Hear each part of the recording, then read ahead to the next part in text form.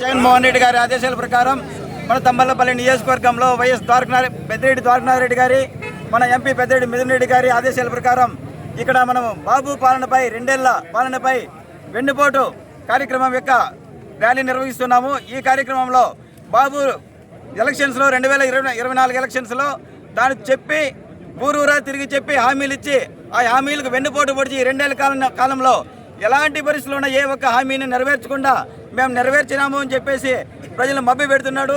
ఈ ప్రజా వ్యతిరేక ప్రభుత్వాన్ని మేము వ్యతిరేకిస్తున్నాము. ఎలాంటి పరిస్థితుల్లోనా ఈ సూపర్ 6 హామీలు అమలు చేసి తీరాలని కూడా కోరుతున్నాము. తాను మాట చెప్పినాక మన వైఎస్ జగన్మోహన్ రెడ్డి గారు 2019 నుంచి 2024 వరకు తాను చెప్పిన హామీలన్నీ 99.9% అమలు చేశాడు. అదేవిధంగా నెక్స్ట్ 29లో మన గవర్నమెంట్ వచ్చిన వెంటనే సస్యశ్యామలమైన ప్రజాప్రభుత్వాన్ని ఏర్పాటు చేస్తామని కూడా ఈ సందర్భంగా తెలియజేస్తున్నాము.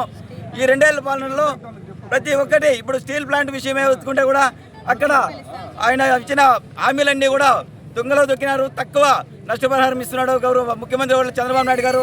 అదే మన వైఎస్ఆర్సీపీ అధినేత శ్రీ వైఎస్ జగన్మోహన్ రెడ్డి గారు మన గవర్నమెంట్ వచ్చిన 29లో నెల రోజుల్లోనే ప్రతి ఒక్కరికి ₹1 కోటి ఇస్తానని కూడా ఈ సందర్భంగా